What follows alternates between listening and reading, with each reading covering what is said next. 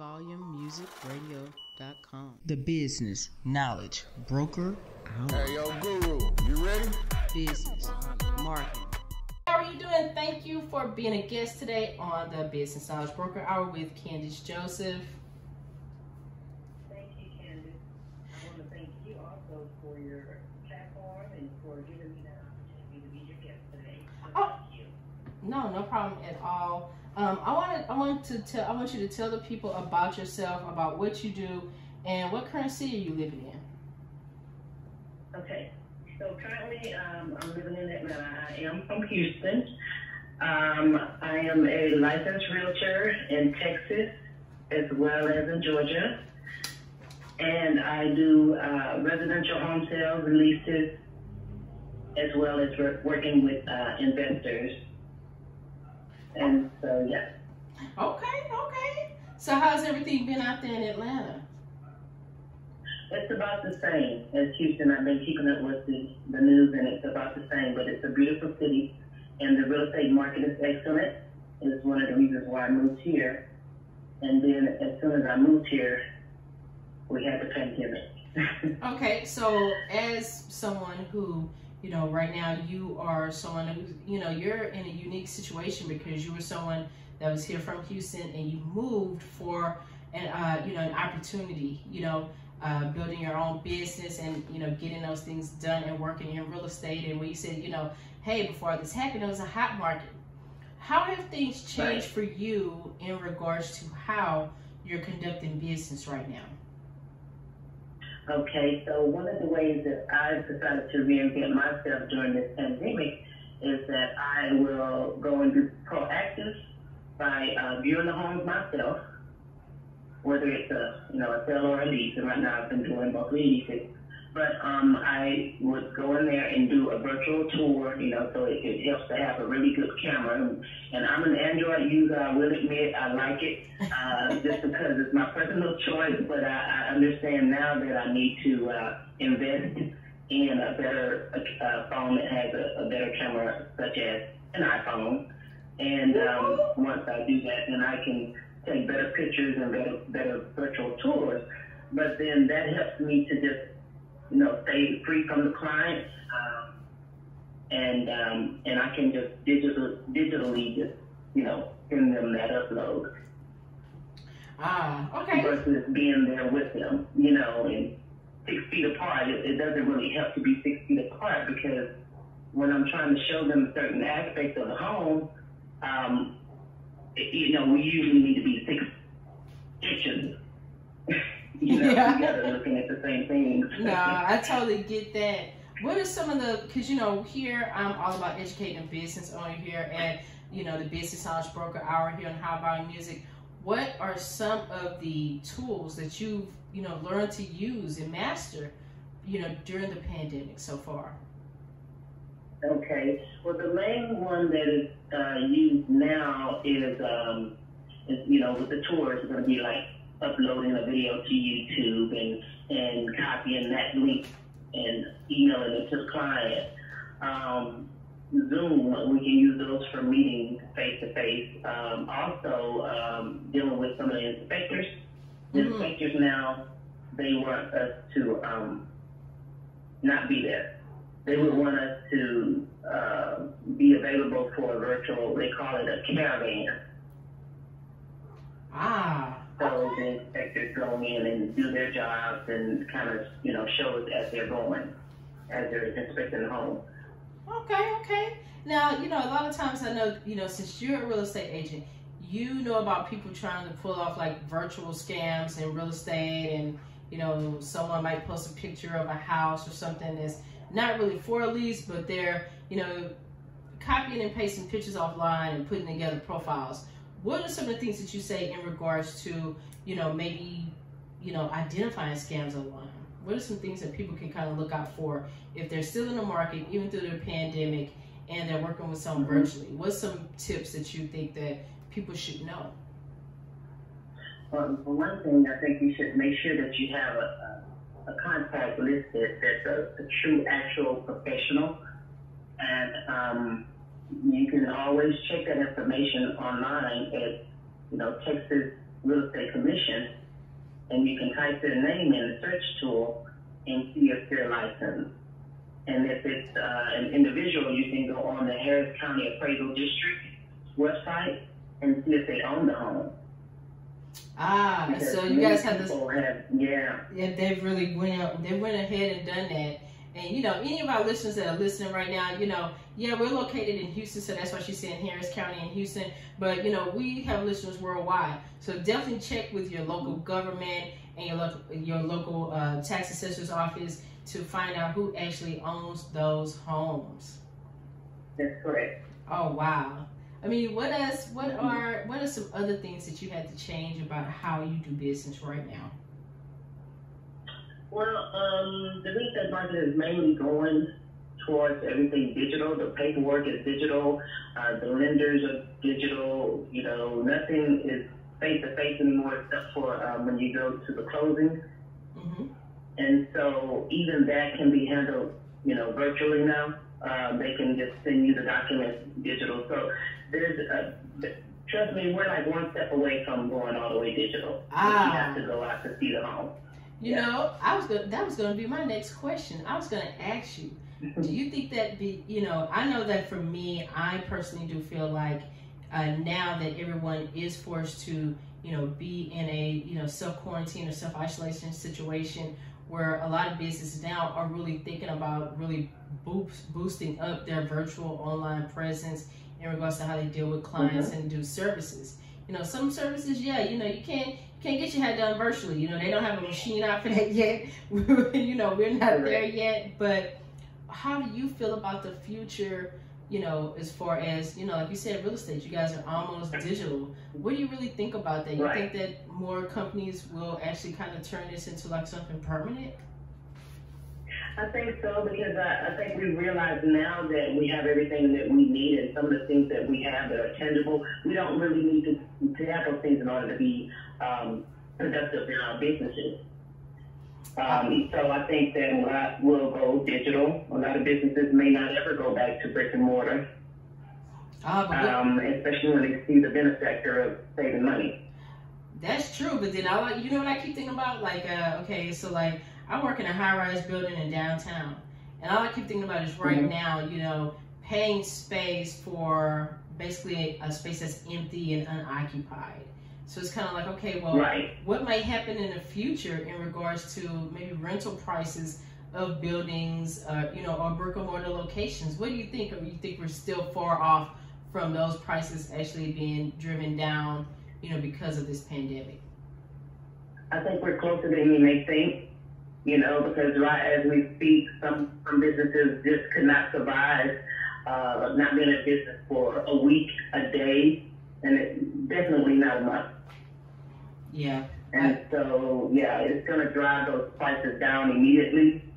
I've already seen a decline in homes and in leases. It's weird, like, yesterday, I went out safely, of course. I practiced social distancing. I wore my gloves. I wore my N95 mask. And, I put a little black. I was gifted by the founder of Reviving and Restoring Pearls, Jamaica Harmon. She gifted me with a cloth mask to kind of go over my N95. So that way, I'm still jazzing even out there in the streets, right? And, I went around and I looked at, really, I started with my favorite places. I sat in my car and, some locations, they had signs up about, hey, call and talk to this business owner if you have a question, talk to us. And I did that. I sat outside some locations, and they're going to be, my guests on the show in the upcoming weeks. But it was so surprising to hear their stories about how their business has changed. You're absolutely right. Some people cannot survive one day out of business. You're absolutely right.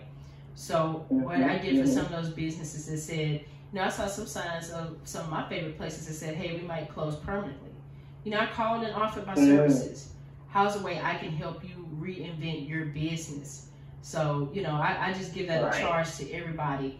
If there's anything that anybody needs, to reinvent our business, we should definitely reach out to even people that's within our own industries. That's correct. I agree. And I think for me, the main thing I'm going to miss is that touchy-feely thing. Oh. you know.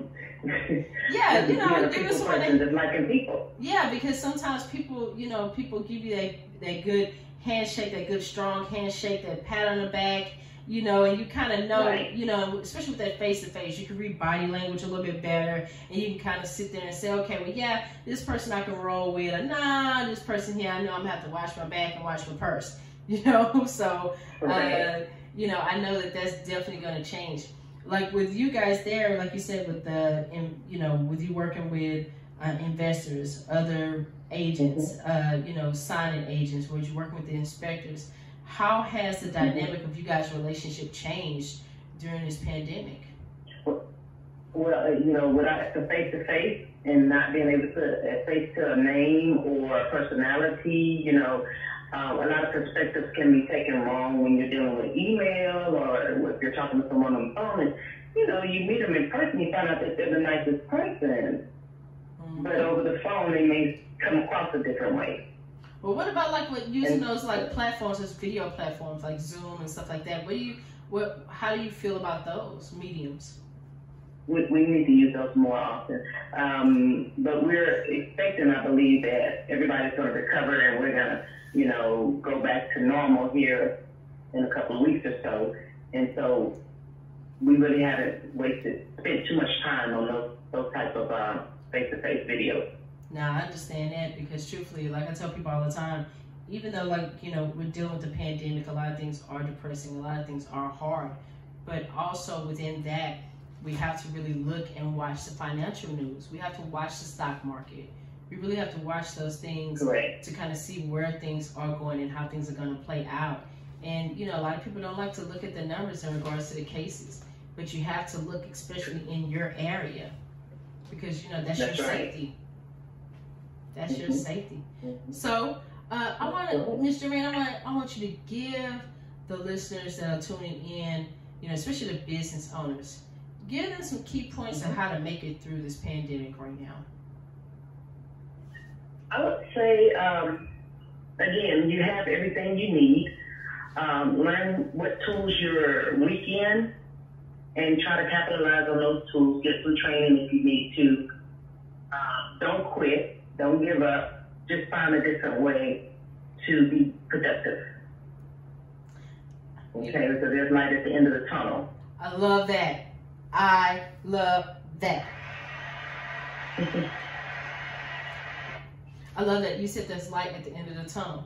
You know, a lot of times right now, people don't even realize just a blessing in order to wake up and open your eyes and put your 2 feet on the floor. You know, so I definitely understand that. And I'm with you on that one. I think truthfully, we're at least about 6 to 8 months, maybe even 12 months away from recovering from this, in my opinion. I have all the faith in the world that we're going to recover from this and be even stronger. And if nothing else, we may even combine what we've learned over these, you know, few weeks with, even if we go back to brick and mortar, we'll be able to take our lessons with us. You know, I think you're absolutely right. And I really, like I tell people all the time, like right now, this is the time to reinvent your business. This is time truly to reinvent yourself. If there are things that you wanted to do, you can do them. You know, right now you're saving money on buying those lattes every day. You're saving money on going to that happy hour. You're saving money on not moving your vehicle. Now, you know, I know everybody's grocery bill is going up, but, you know, like I said, right now is that time. You figure out what you need, what tools you need. And the thing about it is, a lot of these software companies are giving people classes for a reduced price right now. That's true. Okay. Now, so like last night, you and I talked about a book that you're reading right now. Tell my listeners about this book. Oh, you sent it to me, but I want, because you said that I need to read this book. I want to share this with my listeners, and I want you to tell them why they should read it too. Okay. And the book that I sent you, Candace, is called The Science of Getting Rich. And the reason why I sent you that book is because there's more to getting rich than getting rich. It's the mindset behind a rich person that you need to have in order to be successful, period. Hey, I like And that. so this book basically tells you that your thoughts are what control what happens to you. Yep. So when you change your thoughts and you change your perspective of how you see things, you can have a better outcome, providing that perspective is positive. And you know, I feel that way too in regards to like people laugh all the time when I'm out and about and I get really hungry and what I call it hangry. You know, you get that hunger angry thing, right? Mm-hmm. It works the same way in regards to, I like the way you said that about changing your mindset. But I also feel that way about food. Because I tell people sometimes like, hey, I need to stop and get some brain food. And people don't realize that what you're putting into your body is also affecting your brain. It affects your emotions. It affects your mood. So if you're eating a lot of processed stuff and you wonder why you can't process, it's because you're eating too much processed food. So I like the fact. So I like the fact that you sent me this book and it talks about the millionaire mindset, but it talks about using your mind, period. You know, exactly. I love it because sometimes people feel like if they want to open up a business, that they can't be a business owner if they're not the CEO, or if they're not the president of the company, or if they're not the person that's making all the decisions. A lot of people that own corporations don't make decisions for the corporation. You know, that's true. You know, this is why you have to have a team. You have to have people in place to where they are there with you every step of the way, and you know they're right behind you and they're backing you. That's it. And so a lot of times people don't realize you can own a company and not step 1 foot in it. Not one foot in your own company. You can own it, and that's it. You just own it. you know, you don't know anything about you can hire the help. And you can hire. And the thing about it is, some people feel like okay, I can own a business, but I have to have all of the say. I have to make all the decisions. I got to pick out the carpet that's going to be in the office. You know, but a lot of times people don't realize that when you have a strong team and a strong foundation, you can really get anything done. And I like the way that this book talks about the mindset and how you have to have a CEO mindset. A lot of times people own businesses because they're tired of bad management. Let's just put it out there. You know, a lot of people start companies because they don't like their boss. They want to fire their boss, okay? When I first started my consulting firm, that was my slogan. Hey, I'm Candace Joseph. I'm the business guru. I'm going to help you fire your boss. But that's right. I had to keep one thing in mind, though, and I had to realize something, too. Even though you want to own a company, you can't, and sometimes you don't know how to be the boss. Right. Okay. So and sometimes people don't have that expertise. Yes, they don't have the expertise. They just know, hey, I got money. I want to invest it. I want to do this. They don't know that sometimes it take a little bit more to that than just saying, okay, I own something. I put my name on it. I'm the owner. I got a cute logo. I got a little truck, and I got a sign, and I got a business card. It's more that go into it than that. That's right. So I love the way that this book talks about that. And the thing is like if you don't know what your business is supposed to do, then how do you know when the people are not running your business properly? That's true. And you have to have some type of expertise. You have to have some type of skill. But I mean, again, people do it all the time. They have the money and they just open up businesses and pay people to run them. Yep, and you know what I like about the book, because you know I started reading it last time you sent it to me, right? Oh, that's great. And I'll probably be done with it by tomorrow, but because I want to finish it up, you know, in the next couple of days, but either tomorrow or Tuesday, right? And one of the things that I enjoyed about it was that it talked about how sometimes we have to get out of that employee mindset in order to see a proper vision. Because a lot of times people can own you can own a company and don't have a vision for it to go anywhere. A lot of people are good with one location or one online store or one good product that they sell. Some people want that. Some people don't know how to expand their business. They don't have a growth plan. They don't have the finances to back a growth plan, as we're seeing now with a lot of companies that are shutting down from not, you know, being able to make any money. But, you know, I like the way the book talks about so far that I've read, it talked about how to really tap into yourself and become fearless in order to have a great business. You have to be fearless in order to have a great business. You have to be able to figure out a way to push your vision forward, because not everybody's going to understand your vision as a business owner. So I have to tell you, I absolutely love what I have read so far. I hope that you would, and I felt that it would be a great book for you because you're already there, Candace.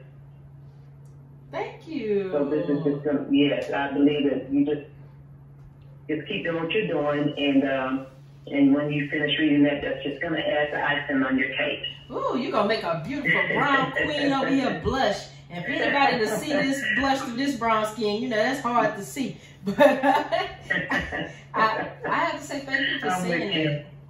Thank you for saying that, because, you know, the thing about it is that one of the reasons why I started this radio show, and I even started my consulting firm, really, a lot of people say, okay, well, yeah, you didn't think about profits. Yeah, you didn't think about making money. Do not get me wrong, it takes money to run a company. And that's bottom line. It takes money to make any vision come true. But I really started, especially this show, I really started it really to help the people. So that's my plan. That's the reason why I have this radio show, is to help people. I want people to come on, tell me about their business, tell me about their nonprofit. Once, you know, everybody get back in the world, as I said, you know, we're all off of quarantine, we can talk about some of these upcoming events. But what I'm hoping too, that people learn through this, because I've seen the DJ house parties online. I've seen the church services online. I've seen the free exercise videos online. I hope some of that stuff continues and people really think about the dollar value that they put on the services that they offer to people. Amen to that. You know, because I mean, I think about it now. You know, I had to think about the whole way I restructured my business. I had to think about the way that I talk to my team. I had to think about the way that, you know, my team, you know, when I do stuff that, you know, especially, you know, Brandy Cameron, you know, my chief operating officer, she's like, what did you do? And I had to tell people, okay, it wasn't that bad. I just volunteered some services. And they're like, okay, that's another service we're not going to get paid. But I want us to prosper. I want everybody to prosper. And sometimes I do that pro bono work. I just do it, you know, because right now, everybody's doing pro bono work. If you look at it, you know, people are doing, you know, they're doing more videos and more workshops than ever. And what I'm really hoping is that we all, you know what you know what I'm saying? Like I've been taking classes online, stuff I didn't even think about.